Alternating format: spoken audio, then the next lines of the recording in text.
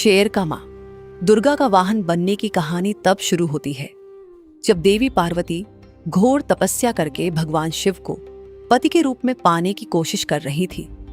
सालों तक तप करने के बाद माता पार्वती को भोले भंडारी अपनी पत्नी के रूप में अपना लेते हैं।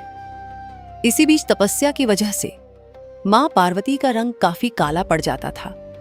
एक दिन ऐसे ही बातचीत के दौरान भगवान शिव मां पार्वती को काली कह देते हैं। ये बात उन्हें पसंद नहीं आती। मां पार्वती नाराज होकर दोबारा तप करने के लिए चली जाती है। माता पार्वती जब तपस्या कर रही थी उसी समय वहां एक शेर घूमते घूमते आ जाता है।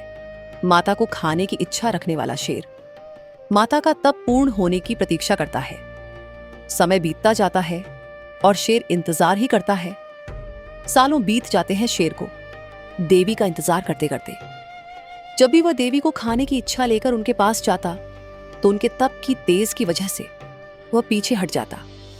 कई बार कोशिशों के बावजूद भी शेर माता के नजदीक नहीं जा पाता और हार कर कोने में बैठ जाता है।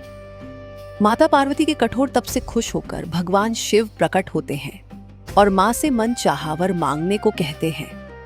माता पार्वती कहती है कि मुझे पहले की तरह अपना गोरा रंग वापस चाहिए। माता पार्वती के इस वर को भगवान शिव पूर्ण करते हैं। आशीर्वाद मिलते ही माता पार्वती नहाने के लिए चली जाती है। उनके नहाते ही उनके शरीर से एक और देवी का जन्म हो जाता है जिनका नाम कौशिकी पड़ता है। नहाते समय उनके शरीर से काला रंग निकल जाता है और माता पार्वती का रंग पहले की तरह साफ हो जाता है। इसी वजह से माता पार्वती का नाम मां गौरी भी रखा जाता है। नहाने की कुछ देर बाद जब माता पार्वती बाहर आती है तो उनकी नजर शेर पर पड़ती है जो माता को खाने की प्रतीक्षा में भूखा ही एक कोने में बैठा था।